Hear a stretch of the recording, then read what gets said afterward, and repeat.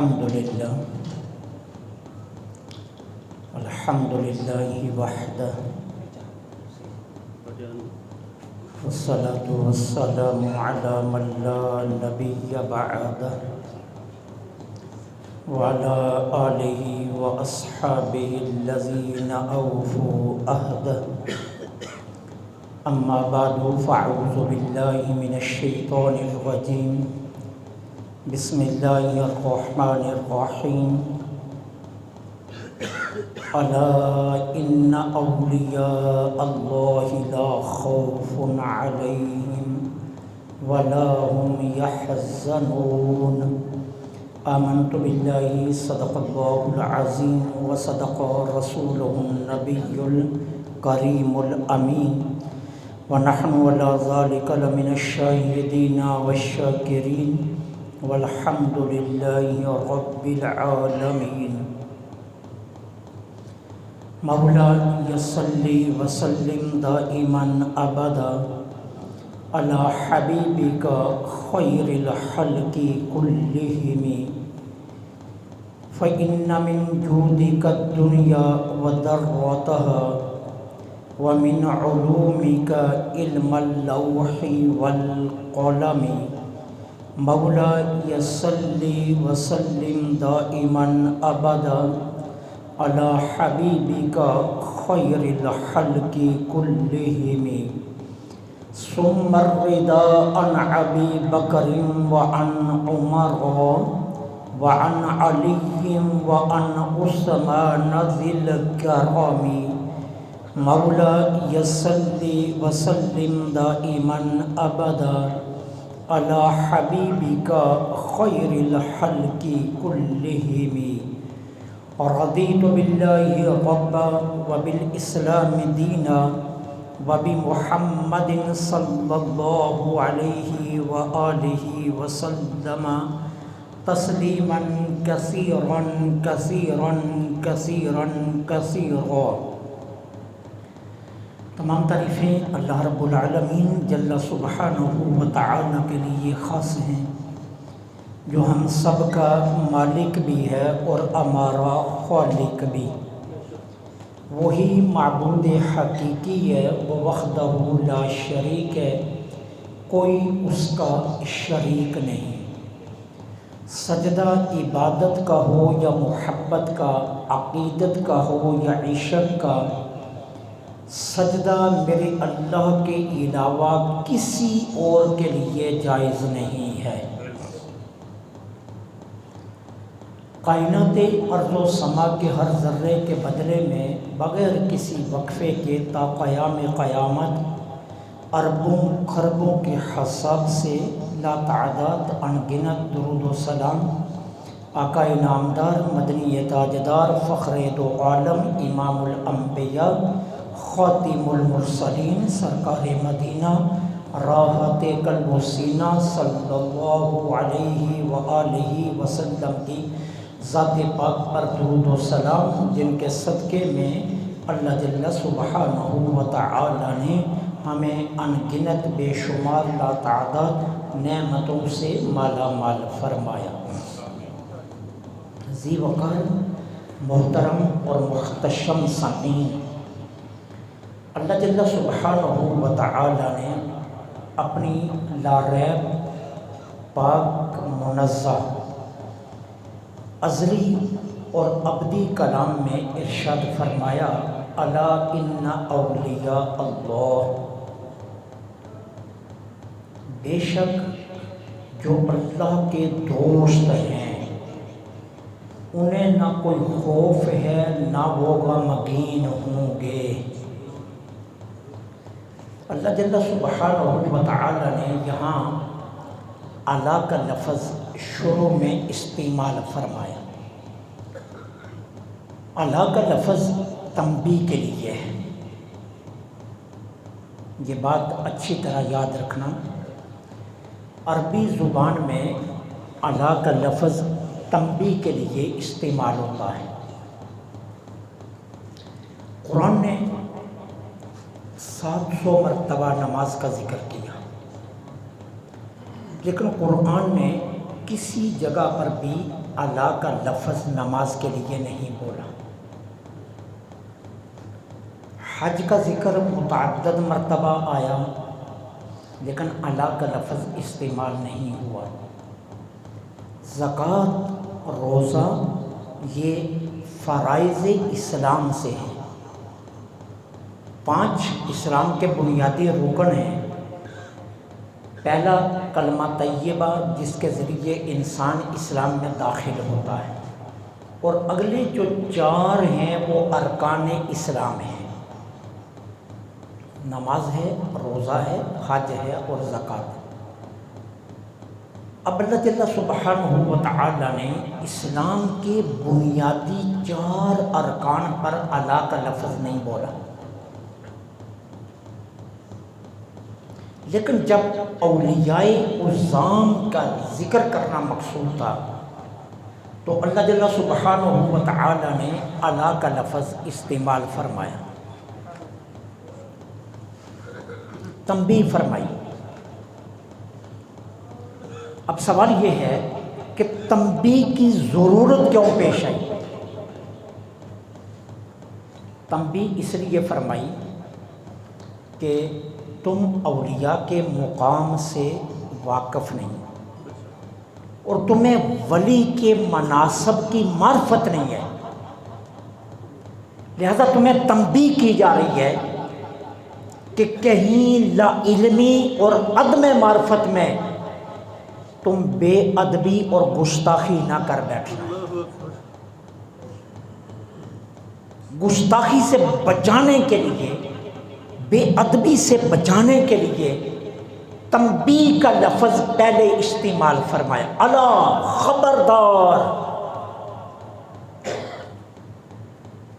جو اللہ کے ولی ہیں۔ اب اس کے لیے لفظ اللہ نے استعمال فرمایا اولیاء، یہ ولی کی جمع ہے۔ علامہ ابو القاسم حسین بن محمد راغب اصفہانی، جو علم عربی کی لغت کے استاد مانے جاتے ہیں، اپنی شورى آفاق کتاب مفردات کے اندر ولی کی وضاحت کرتے ہوئے فرماتے ہیں یہ لفظ بنا ہے ولا سے یا توالی سے، ولا ہو یا توالی ہو، دونوں صورتوں میں معنی یہ بنتا ہے کہ 2 ایسی چیزیں جو آپس میں اس طرح جڑی ہوئی ہوں کہ درمیان میں کوئی تیسری چیز نہ ہو، اس کو عربی زبان میں ولا یا توالی کہتے ہیں، کہ 2 چیزوں کا اس طرح جڑا ہوا ہونا کہ درمیان میں کوئی تیسری چیز نہ ہو۔ اب اس کے بعد علامہ راغب اصفہانی فرماتے ہیں ولی لفظ اس کے وہ 4 معنی کرتے ہیں۔ ایک معنی المحب، ایک معنی النصیر، ایک معنی الصدیق، اور ایک معنی کرتے ہیں القریب۔ صاحب تاج العروس جو عربی لغت کے بہت بڑے عالم ہیں، وہ لفظ ولی کے 4 معنی الگ کرتے ہیں۔ وہ کہتے ہیں لفظ ولی کے 4 معنی محبت، نصرت، قربت، کفالت۔ وہ کہتے ہیں ولی کے 4 معنی محبت ہے، نصرت ہے، قربت ہے، کفالت ہے۔ وہ کہتے ہیں یہ 4 معنی اس لفظ کے اندر پائے جاتے ہیں۔ اب سب سے پہلا معنی محب، محبت، جس کو علامہ راغب اصفہانی نے بھی 1 نمبر پر رکھا، صاحب تاج العروس نے بھی 1 نمبر پر رکھا، کہ ولی وہ ہوتا ہے، ولی اس کو کہا جائے گا کہ جس کے اور اللہ کے درمیان اتنی گہری محبت پیدا ہو جائے، اتنی گہری محبت کہ اللہ اور اس کے درمیان تیسرا کوئی نہ رہے، اس کو ولی کہتے ہیں۔ اچھا، یہاں ایک بات اور یاد رکھنا، اس محبت میں دونوں جانبوں سے محبت کا ہونا لازم ہے۔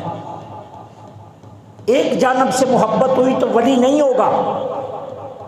ایک بندہ کہتا ہے میں اللہ سے محبت کرتا ہوں، اور کرتا بھی ہے، اپنے عمل سے بھی ثابت کرتا ہے کہ میں اللہ سے محبت کر رہا ہوں، لیکن ہم اسے ولی نہیں کہیں گے۔ ولی کب کہیں گے؟ جب اللہ بھی اس سے اتنی ہی محبت کرے گا، پھر وہ ولی بنے گا۔ کیوں؟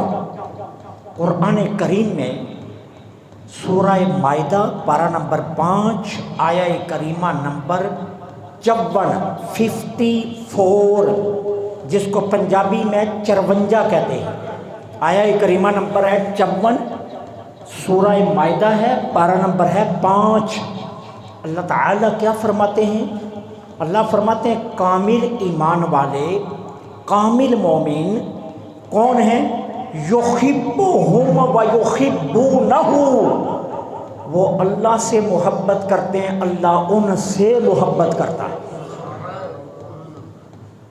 یہ ولی کی نشانی ہے، یک طرفہ محبت نہیں، دونوں اطراف سے محبت جب ہوگی تو پھر بندہ ولی بنے گا۔ اگر ایک طرف سے دعوی محبت ہے تو وہ ولی نہیں ہے۔ ولی بننے کے لیے دونوں اطراف سے محبت شرط ہے، اور لفظ ولی کا معنی بھی محبت ہی ہے کہ بندے کو اتنی محبت ہو جائے، اتنی محبت آ جائے اللہ کی ذات سے کہ اللہ اس بندے سے محبت کرنے لگے، اس کو ولی کہا جائے گا۔ اب حدیث پاک میں اس کا ثبوت، اللہ جل سبحانہ و تعالیٰ کے پیارے محبوب میرے اور آپ کے آقا سبز گنبد کے مقیم مصطفیٰ جان رحمت پہ لاکھوں سلام، تاجدار ختم نبوت آمینہ کے لال حضرت عبداللہ کے لخت جگر جناب عبد المطلب کے آنکھوں کا تارا، ایمان والوں کے ایمان کی جان صلی اللہ علیہ وسلم کیا ارشاد فرماتے ہیں؟ یتقرب العبد الی بالنوافل، ایک بندہ اتنی نفلی عبادت کرتا ہے، اتنی نفلی عبادت کرتا ہے کثرت کے ساتھ، اللہ فرماتا ہے عبادت کے ذریعے وہ میرے قریب پہنچ جاتا ہے، وہ میرے قریب پہنچ جاتا ہے۔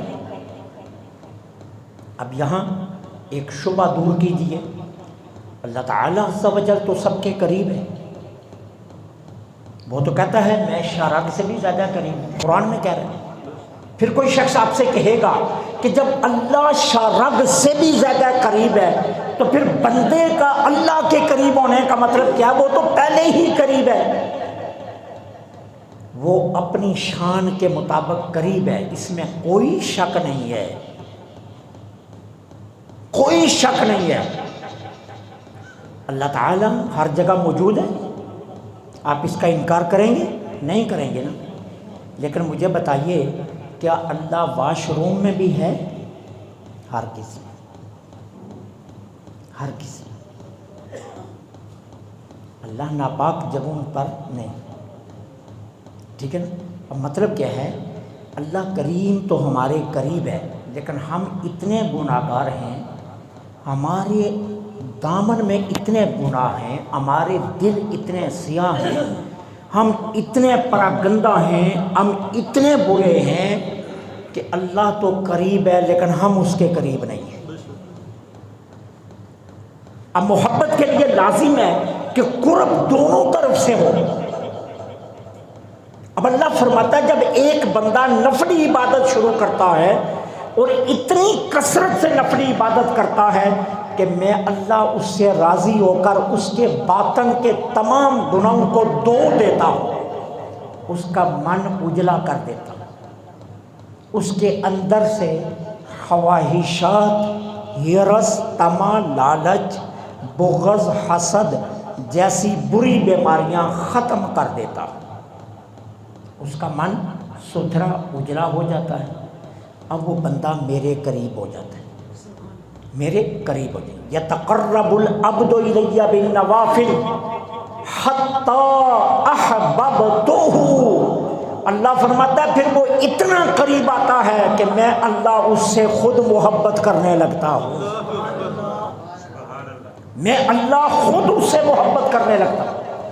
کل تک تو اس کا دعویٰ تھا کہ مجھے اللہ سے محبت ہے، کل تک تو یہ بانگ دہن کیا رہا تھا کہ مجھے اللہ سے محبت ہے، لیکن آج یہ اس منزل پر کھڑا ہے کہ رب اعلان کر رہا ہے مجھے اپنے اس بندے سے محبت ہے۔ اور یہ کوئی انوکھی بات نہیں ہے، یہ کوئی انوکھی بات نہیں ہے، ٹھیک ہے نا۔ غزوہ تبوک کے موقع پر تاجدار صداقت سیدنا صدیق اکبر رضی اللہ تعالی عنہ نے جب اپنا سب کچھ لٹا دیا اور راہ خدا میں دے دیا، ٹاٹ کا لباس پہن کر میرے آقا کی بارگاہ میں آئے تو اللہ نے فوراً جبریل امین کو بھیجا، جبرائیل جاؤ محبوب کے توسل سے ابو بکر کو ہمارا سلام کہہ دو۔ اب جبریل امین علیہ السلام آئے، یا رسول اللہ صلی اللہ علیہ وسلم اللہ ابو بکر صدیق کو سلام فرما رہا ہے، سلام فرما رہا ہے، اور کیا فرما رہا ہے رب؟ ابو بکر سے پوچھ دو، ابو بکر سے پوچھ دو، میں تو اس سے محبت کرتا ہوں، میں تو راضی ہوں، کیا یہ مجھ سے یہ بھی راضی ہے؟ یہ مقام آ جاتا ہے، یہ مقام آ جاتا ہے۔ حضرت ابو ذر غفاری تھے نا، میرے آقا مسجد نبوی کے سین میں کھڑے ہیں، صحیح بخاری کے اندر یہ حدیث پاک ہے۔ ابو ذر غفاری آئے، میرے آقا نے ابو ذر غفاری کو دیکھ کر پتہ ہے کیا فرمایا؟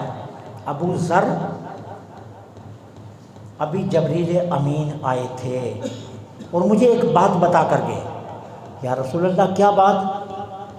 بات یہ ہے جبرائیل کہتے ہیں کہ ابو ذر غفاری وہ شخص ہے جس سے رب محبت کرتا ہے۔ یتقرب العبد الی بالنوافل، بندہ نوافل کے ذریعے اللہ کے اتنے قریب چلا جاتا ہے کہ اللہ اس سے محبت کرنے لگتا ہے۔ اب اس کا دعویٰ تو پہلے تھا کہ میں اللہ سے محبت کرتا ہوں، وہ تو پہلے اعلان کر رہا تھا، وہ تو پہلے بتا رہا تھا، اپنے عمل سے بھی ثابت کر رہا تھا، وہ شب بیداریاں کر رہا تھا، وہ تنہائیوں میں رو رہا تھا، وہ اپنے مالک کو خوش کر رہا تھا، وہ سحر گئی میں لگا ہوا تھا، وہ تہجد پڑھ پڑھ کر اپنے رب کو رضا مانگ رہا تھا، وہ تو کل تک دعویٰ کر رہا تھا کہ مجھے اللہ سے محبت ہے، لیکن وہ منزل ابھی آئی نہیں تھی، اب وہ منزل آ گئی، رب نے کہا مجھے بھی اس سے محبت ہے۔ اب جب دو طرفہ محبت ثابت ہو جائے تو پھر بندہ کیا بنتا ہے؟ ولی۔ پھر کیا بنتا ہے؟ ولی۔ اس کو کہتے ہیں ولی۔ ولی کے لیے دو طرفہ محبت شرط ہے، اللہ بھی اس سے محبت کرے بندے سے، بندہ بھی رب سے محبت کرے۔ اب جب دونوں کو ایک دوسرے سے محبت مل جاتی ہے تو پھر درمیان میں تیسرا نہیں رہتا، اور جب درمیان میں تیسرا نہیں رہتا تو لفظ ولی کا معنی یہی ہے الولا، دو چیزوں کا اس طرح جڑ جانا کہ درمیان میں تیسری نہ رہے، پھر انسان ولی بنتا ہے۔ خانقاہ پر بیٹھنے سے نہیں، باپ کی گدی سنبھالنے سے نہیں، نذرانے لینے سے نہیں، مریدوں کی فہرست مرتب کرنے سے نہیں کوئی ولی بنتا۔ ولی تب بنتا ہے کہ جب انسان شریعت کی اطاعت اتنی کرے کہ وہ اللہ کو پسند آ جائے اور اللہ اس سے محبت کرنے لگے، تو پھر ولی بن جاتا ہے۔ حضور داتا گنج بخش علیہ الرحمہ کشف المحجوب میں اس کی کتنی خوبصورت مثال دیتے ہیں۔ داتا صاحب فرماتے ہیں ولی بننے کے لیے بندے کو اپنے آپ کو اس طرح کرنا پڑتا ہے جس طرح غسال کے ہاتھ میں مردہ، اب جو غسال ہے اس کی تو مرضی چلے گی، مردے کی مرضی نہیں چلے گی، مردے کی کوئی مرضی نہیں ہے۔ اب وہ اسے سیدھا لٹائے الٹا لٹائے، دائیں کروٹ لٹائے بائیں کروٹ لٹائے، اس کے سر پر پانی بہائے یا پاؤں سے شروع کر دے، ارے پانی گرم ہو یا ٹھنڈا ہو اس کی کروٹیں بدلے یا نہ بدلے، صابن اچھا استعمال کرے یا گٹھیا استعمال کرے، وہ اسے زور سے دبائے یا آرام آرام سے غسل دے، اس کی کوئی مرضی نہیں ہے۔ ساری مرضی کس کی؟ یا غسال کی؟ ساری مرضی کس کی چلے گی؟ داتا صاحب فرماتے ہیں سر کے بالوں سے لے کر پاؤں کے ناخنوں تک جب انسان اپنے اس سارے قد کو، اس کاٹھ کو، اس وجود کو اور اس میں چلنے والی سانسوں کو اپنے رب کے سپرد کرتا ہے، کہتا ہے مالک میری مرضی نہیں تیری مرضی، اپنے وجود پر کوئی مرضی لاگو نہیں کرتا، غسال کی طرح رب کی مرضی کو تسلیم کرتا ہے اور رب کے سامنے مردے کی طرح بغیر کسی سوچ و فکر کے اپنے آپ کو پیش کر دیتا ہے۔ دنیا کا حسد بھی نہیں ہے، لالچ بھی نہیں ہے، طمع بھی نہیں ہے، ہرس بھی نہیں ہے، کوئی خواہش بھی نہیں ہے، کوئی مرضی بھی نہیں ہے، کوئی من بھی نہیں ہے، کچھ بھی نہیں ہے اپنا، سب کچھ رب کی مرضی کے مطابق کر رہا ہے۔ اپنا وجود اللہ کے دستے قدرت میں دے دیا تو پھر انسان جا کر ولی بنتا ہے۔ جو خواہش کے پیچھے دوڑے، جو دنیا کے پیچھے دوڑے، جو دنیا جمع کرنے کے پیچھے دوڑے، جو مال دنیا کو اکٹھا کرنے کے پیچھے دوڑے، وہ ولی نہیں ہو سکتا۔ ولی کو اپنا وجود اللہ کے سپرد کرنا ہوتا ہے، پھر اس پر کوئی مرضی نہیں۔ مالک نے کہا نماز کا وقت ہو گیا تو ولی اٹھ جاتا ہے، مالک نے کہا کہ جو کچھ تیرے پاس ہے یہ میرے لیے سب کچھ قربان کر دے، وہ قربان کر دیتا ہے۔ مالک نے کہا میں جاگتا ہوں سونا تیرا حق نہیں ہے، تو پھر وہ سوتا نہیں ہے، وہ جاگتا ہے، وہ سوتا نہیں ہے، وہ جاگتا ہے۔ غوث اعظم رضی اللہ تعالی عنہ نے 40 سال عشاء کے وضو سے فجر کی نماز پڑھی ہے، عشاء کے وضو سے فجر کی نماز 40 سال، ایک دو دنوں کی کہانی نہیں ہے، 40 برس ہے۔ شیخ عبد القادر جیلانی نے، کیوں کہ میرا رب نہیں سوتا تو پھر میں نے تو اپنا آپ اس کے سپرد کیا ہوا ہے، پھر میں کیوں سوؤں؟ اور بابا صاحب نے اس کو کیا رنگ دیا؟ اٹھ جاگ ستیا فریدا دے جاڑو وچ مسیت، اٹھ جاگ ستیا فریدا دے جاڑو وچ مسیت، تو ستا رب جاگدا تیری ڈاڈے نال پریت۔ فرید الدین گنج شکری یوں تصور یہ دیتے ہیں۔ ولی بننے کے لیے یہ شرط ہے کہ سپردگی پائی جائے انسانی وجود میں، کہ وہ اپنا سارا وجود اللہ کے سپرد کر دے، اس کا بولنا، اس کا سننا، اس کا چلنا، اس کا پھرنا، اس کا دیکھنا، اٹھنا، جاگنا، سونا، کسی جگہ پر اپنی مرضی شامل نہ ہو، رب کی مرضی شامل ہو، رب کی مرضی کے بنا کچھ نہ کرے، اس کو کہتے ہیں ولی۔ اس کو کیا کہتے ہیں؟ ولی۔ وہ ہے اللہ کا دوست۔ یوں اللہ کا دوست بنتا، یوں نہیں بن جاتا کہ محض باپ کی گدی ہے، میں باپ کی گدی پر بیٹھ گیا تو میں ولی ہو گیا، نہیں۔ ولی بننے کے لیے عملاً ثابت کرنا پڑتا ہے، ٹھیک ہے؟ پھر کیا ہوتا ہے؟ حضرت عبداللہ بن عباس رضی اللہ تعالی عنہ فرماتے ہیں ہم نے حضور سے پوچھا کہ ولی کی نشانیاں کیا ہیں، تو سرکار علیہ الصلوۃ والسلام نے پہلی نشانی کیا فرمائی؟ اذا رأوہ ذکر اللہ۔ ولی کی پہلی نشانی یہ ہے کہ جب اسے دیکھا جائے زبان پر اللہ کا ذکر جاری ہو جائے، زبان پر کیا جاری ہو جائے؟ اللہ کا ذکر۔ یہ نہیں ہے کہ آپ ولی کے پاس گئے تو ولی کے گیراج میں آپ نے گاڑی دیکھی اور آپ کی آنکھیں کھلی کی کھلی رہ گئی کہ پیر کے پاس اتنی قیمتی گاڑی. آپ ولی کے پاس گئے اور ولی کا بنگلہ دیکھا اور وہاں اس بنگلے کی شاہکاری پر آپ کی نظریں جم گئی. نہیں، ولی اس کو کہتے ہیں کہ جس کے چہرے پر آپ کی نظر جائے تو چہرے پر جو روحانیت کھیر رہی ہے وہ روحانیت آپ کا تعلق اللہ سے جوڑ دے. اذا رأوہ ذکر اللہ، کہ جب اسے دیکھا جائے تو اللہ کا ذکر جاری ہو جائے. عبداللہ بن سلام کو جانتے ہیں نا، یہ یہود کے بہت بڑے عالم تھے. کہتے ہیں توریت، انجیل، زبور تینوں کتابیں انہیں زبانی یاد تھیں، اور سرزمین مکہ اور سرزمین مدینہ میں عبداللہ بن سلام سے بڑا یہود کا عالم کوئی نہیں تھا. یہود کے اور کئی علماء کو اکٹھا کیا اور اکٹھا کر کے کہنے لگے آؤ چلتے ہیں مدینے، اور محمد صلی اللہ علیہ وسلم سے کچھ ایسے سوال کریں گے کہ انہیں لاجواب کر دیں گے.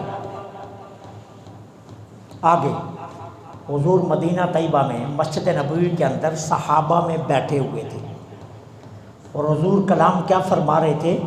حسن اخلاق پر حضور صحابہ کو درس دے رہے تھے. عبداللہ بن سلام اپنا ڈیلیگیشن، اپنا وفد، اپنے ساتھ کے بندے یہود کے مولوی لے کر ایک کنارے پر بیٹھ گئے اور وہاں سے ٹک ٹکی لگا کر میرے آقا کو دیکھنے لگے، حضور کا کلام سننے لگے، حضور کی دل نشین گفتگو سے اپنے آپ کو محظوظ کرنے لگے. اب جب میرے آقا صحابہ کی تربیت سے فارغ ہوئے تو اس ڈیلیگیشن، اس وفد کی طرف میرے نبی متوجہ ہوئے اور متوجہ ہو کر کہا عبداللہ بن سلام کیسے آنا ہوا؟ منہ سے پہلا جو جملہ نکلا وہ کیا نکلا؟ حضور کلمہ پڑھنے آیا. اور آئے کیا لینے تھے؟ امتحان لینے. اب کیا کہہ رہے ہیں؟ کلمہ پڑھنے آیا ہوں، کلمہ پڑھنے آیا ہوں. تو میرے آقا نے فرمایا عبداللہ بن سلام تو سوال نہیں سوچ کر آیا تھا؟ اب حضور نے خبر دی نا اس کے دل کی. فرمایا تم تو سوال سوچ کر آئے تھے اور سوال کیوں نہیں کرتے؟ عرض کی حضور آپ کی گفتگو سنی، آپ کا چہرہ دیکھا، بس سوال کی ہمت نہیں رہی، رب سے تعلق جڑ گیا. اب صرف کلمہ پڑھا دیں تاکہ وہ تعلق ثابت رہے. اذا رأوہ ذکر اللہ، اللہ کا ولی نبی کے علم کا وارث ہوتا ہے، لہذا ولی وہ ہوگا کہ جس کو دیکھنے سے زبان پر اللہ کا ذکر جاری ہو جائے اور قلب کے اندر سے تمام تر برائیاں مٹ جائیں. اس کو اللہ کا ولی کہتے ہیں. اس کو کیا کہتے ہیں؟ اللہ کا ولی. خواجہ سلیمان ٹونسوی رحمت اللہ علیہ، جن کو پیر پٹھان کہا جاتا ہے، خواجہ سلیمان ٹونسوی، ٹونسا شریف، جن کو پیر پٹھان کہا جاتا ہے، کہتے ہیں یہ ایک مرتبہ سفر سے واپس آئے تو ٹونسا شریف کے ریلوے اسٹیشن پر اترے تو ریلوے اسٹیشن پر سامنے سے ایک انگریز آ گیا، بڑا خوبصورت، بڑا حسین، بڑا چٹا. خواجہ سلیمان ٹونسوی نے دیکھا، دیکھ کر دل میں کہا یا اللہ اتنا سونا چہرہ بھی جہنم میں جائے گا. اب یہ کس نے سوچا؟ پیر پٹھان نے. کہاں سوچا؟ اپنے دل میں، کسی سے ذکر نہیں کیا، بس اتنا سوچا. اب ادھر یہ سوچا، ادھر انگریز کی نظر اٹھی، پیر پٹھان کے چہرے پر پڑی، اس نے دوڑ لگا دی، پیر پٹھان کے قدموں میں گر کر کہتا مجھے کلمہ پڑھا دو. بعد میں کسی نے پوچھا بھلے ہی انسان تو پیر پٹھان کو جانتا تھا؟ کہتا جانتا نہیں تھا. انگریز کہتا جانتا نہیں تھا. کہا پھر دوڑ کر قدموں میں گر گیا. کہا یہ چہرہ اتنا سونا تھا کہ میرے دل نے کہا کہ اس کے قدموں میں پڑ جا، تجھے راستہ سیدھا مل جائے گا. اذا رأوہ ذکر اللہ، اللہ کا ولی وہ ہوتا ہے کہ جسے دیکھنے سے انسان کی زبان پر اللہ کا ذکر جاری ہو جائے، اس کو اللہ کا ولی ہے۔ مثلا نشینی سے ولایت نہیں ملتی، خنگا نشینی سے ولایت نہیں ہے، ولایت عمل کا نام ہے، ولایت شریعت کی اتباع کا نام ہے، ولایت اتباع رسول کا نام ہے۔ جس کے اندر یہ جتنے کمال پر جائے گی اس کی ولایت اتنے ہی کمال پر جائے گی۔ حضور کی محبت، حضور کی اتباع، شریعت کی اتباع اسے کمال اور عروج پر پہنچاتی ہے ولی کو۔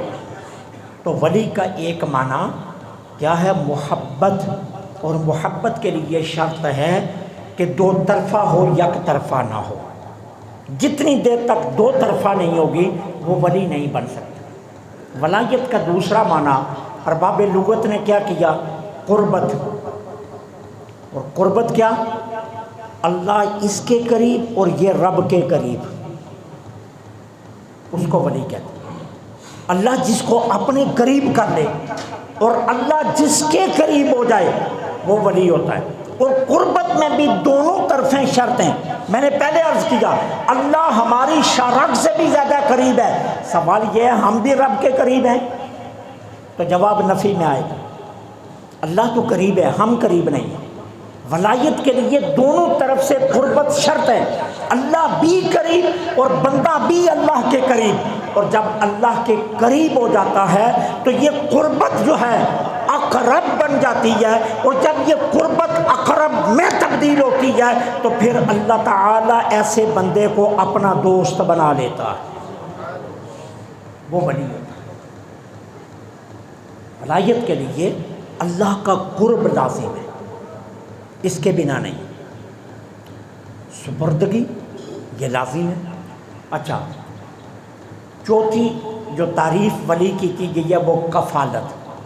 اب کفالت کس کو کہتے ہیں؟ نگاہ رکھنا۔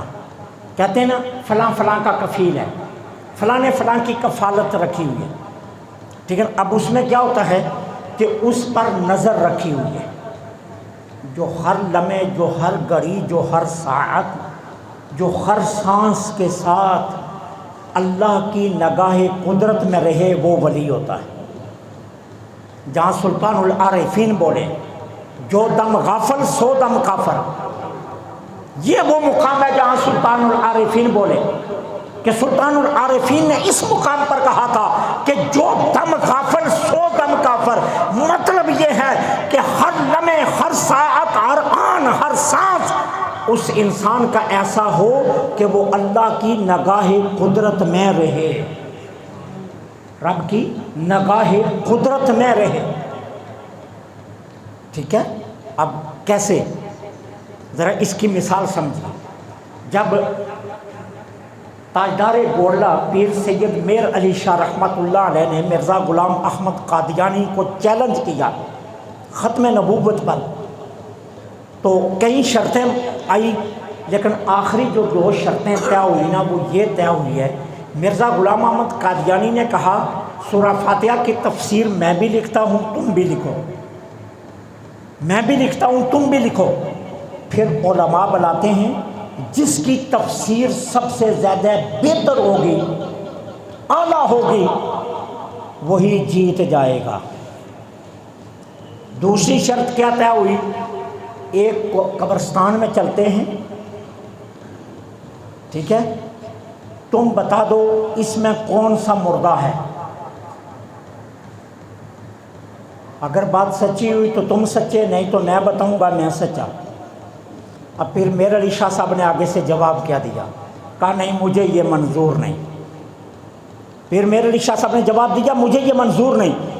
مرزے نے بغلیں بجائی، شاید میر علی بھاگ گیا، لیکن پھر میر علی صاحب تاجدار گولڈا کا جواب کیا آیا؟ کہا یہ نہیں، دو کرسیاں رکھتے ہیں، دو ٹیبل رکھتے ہیں، ایک کرسی پر تم بیٹھو، ایک پر میں بیٹھوں گا۔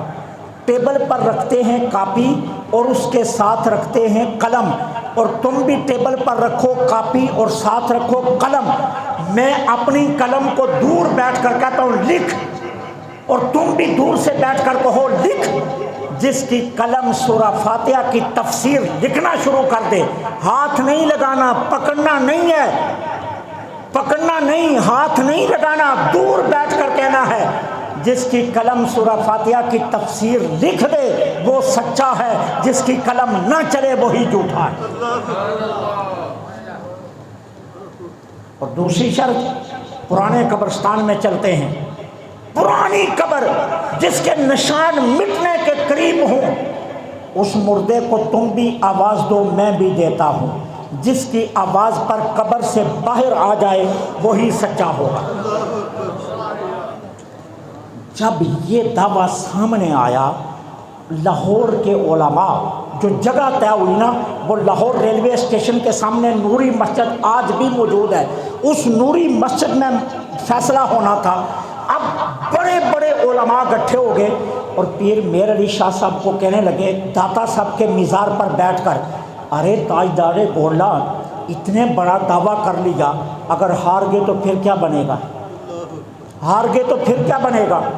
اب پھر میر علی شاہ صاحب کا جواب سننا، کہا جو لکھنے کا دعویٰ کیا یہ حضور سے ڈائریکٹ پوچھ کر کیا، یہ حضور سے پوچھ کر کیا، اپنی مرضی سے نہیں کیا، اور جو مردے کو زندہ کرنے کا دعویٰ کیا ہے یہ رب سے پوچھ کر کیا، اپنی مرضی سے نہیں کیا۔ ولی کس کو کہتے ہیں؟ اقرب، جو ہر وقت اللہ کی نگاہ میں رہے۔ میر علی شاہ اللہ کی نظر میں تھا، مصطفیٰ کی نظر میں تھا۔ جب باری آئی ختم نبوت پر پہرا دینے کی، رب سے بھی پوچھ لیا، مصطفیٰ سے بھی پوچھ لیا۔ ولی نذرانے لینے سے نہیں بنتا، گدی نشین ہونے سے نہیں بنتا، ولی باپ کی وراثت کا مالک ہونے سے نہیں بنتا، ولی باپ کی جائیداد سمیٹنے سے نہیں بنتا۔ ولی کے لیے شرط ہے اتنی عبادت کرے کہ یہ اللہ کے قریب چلا جائے، رب اس کے قریب ہو جائے۔ اقرب، جب دونوں طرف سے محبت، دونوں طرف سے قرب پایا جائے گا تو پھر جو ذات نکھر کر سامنے آئے گی اس کو ولی کہتے ہیں، اس کو ولی کہتے ہیں۔ اذا رأوہ ذکر اللہ، کہ جب انہیں دیکھا جائے تو اللہ یاد آ جائے۔ حضرت عمر بن خطاب رضی اللہ تعالیٰ عنہ آخری بات عرض کرنے لگا، فرماتے ہیں میں حضور تاجدار کائنات صلی اللہ علیہ وسلم کی بارگاہ میں تھا، اولیاء کا تذکرہ چھڑ پڑا، تو میرے آقا نے پتہ ہے کیا فرمایا؟ میرے آقا نے فرمایا عمر کچھ لوگ ایسے ہوں گے نہ نبی ہوں گے نہ صدیق ہوں گے، نہ نبی ہوں گے نہ صدیق ہوں گے، لیکن جب محشر کے میدان میں آئیں گے تو نبی اور صدیق بھی ان کو داد تحسین دیں گے، ان کی تعریفیں کریں گے، نبی بھی اور صدیق بھی ان کی تعریفیں کریں گے۔ تو حضرت عمر بن خطاب فرماتے ہیں میں نے عرض کیا اللہ کے رسول بتائیے تو صحیح وہ خوش نصیب کون ہوں گے؟ فرمایا وہ میری امت کے اولیاء ہوں گے، وہ میری امت کے اولیاء ہوں گے۔ اب فیصلہ آپ پر چھوڑتا ہوں، آج کون سا کوئی جہالت کا دور ہے، آج کون سا کوئی عدم علمی کا دور ہے، آج کون سا ایسا کوئی دور ہے کہ جہاں آپ کو صرف مولوی پر انحصار کرنا پڑے؟ ارے آج تو جگہ جگہ علم بانٹا جا رہا ہے۔ ایمان سے بتاؤ جب میدان معاشر میں شیخ عبد القادر جیلانی آئیں گے، علی اجمیری آئیں گے، فرید الدین گن شکر آئیں گے، معین الدین اجمیری آئیں گے، حضرت خواجہ سلطان العارفین آئیں گے، ارے جب مجدد الفسانی آئیں گے تو کیا انبیاء رشک کریں گے یا نہیں کریں گے؟ بنی اسرائیل کے سارے نبی ان لوگوں کو دیکھ کر داد تحسین دیں گے، داد تحسین دیں گے۔ ٹھیک ہے، 950 سال تبلیغ کی ہے نوح علیہ السلام نے، 950 سال، 9 صدیاں پوری 50 سالوں پر مڑ کر پیچھے دیکھا کتنے لوگ مسلمان ہوئے؟ 5۔ 950 سالوں میں 5 لوگ مسلمان ہوئے، اور ایک بابا ہندوستان میں آ کر بیٹھا ہے، ایک بابا ہندوستان میں آ کر بیٹھا اور کام کیا شروع کیا؟ چنے بانٹنے، چنے بانٹ رہے ہیں۔ معین الدین چشتی اجمیری چنے بانٹا کرتے تھے، اور ہندو یہ آس لے کر آتے کہ معین الدین کے پاس بیٹھیں گے، چلو اس کا کون سا ایمان قبول کرنا ہے، ہم نے واپسی پر چنے مل جائیں گے، گھر کی ہنڈی پک جائے گی۔ اب ایک بابا ہندوستان میں آ کر بیٹھا اور چنے بانٹنے لگا، چنے بانٹتے بانٹتے 90 لاکھ کو مسلمان بنا گیا۔ اذا رأوہ ذکر اللہ، ولی وہ ہوتا ہے کہ جسے دیکھ کر اللہ یاد آ جائے۔ اللہ سے دعا ہے اللہ ہمیں عمل کی توفیق